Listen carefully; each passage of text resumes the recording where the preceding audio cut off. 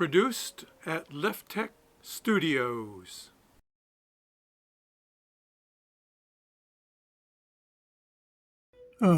This video is for wiring reference on the NAZA flight controller wiring to the Phantom 2.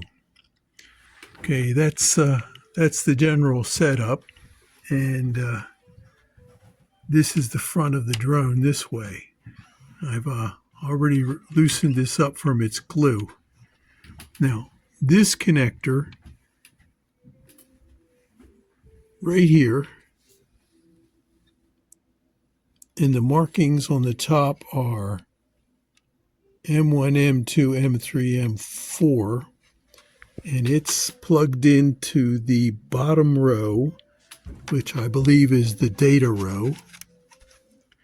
Pulling that out. And that goes to the front of the drone under that plastic goo, so it goes direct to the board. It's right next to the fan plug-in, which I never actually had one plug in there, but that's the fan connector, so it's right next to it. So that's that one cleared. Now, this little wire here, and the red was on M1 on this wire. The red one was on M1. Now, this connector here, which is on the other side, I guess it'd be the aft end. There's two 4-pin connectors at the top of the device, and they pull out. You can see there. You can see at the top there's two horizontal connectors, and this one goes to the USB connector on the front of the drone. So I guess that's USB in, and on top it's marked AETR.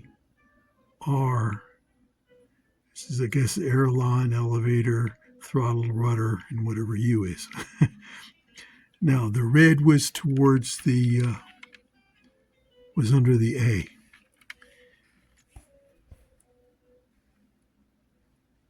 And this connector was also in one of those horizontal 4-pin ones on the top. And it's missing one wire, and it's towards the center. So it goes in like that. And it goes to a glob of plastic, which is right next to the compass connector. So it goes into the main board. Okay, these go into what looks like standard 3-pin servo connectors. These wires here. And they are marked X1, X2, and X3. Now X1, and ground is up. The yellow wire is down, brown wire's up. You pull them out, they go to the receiver. The first one, X1 X3 rather, no, it's the X1, goes to the far connector on the receiver. And X2 also goes to the receiver, to the near connector, 3-pin, and then X3 is soldered to the main board and under a bunch of goo, and is also like the top connector next to the compass connector. See, they're all joined up in there.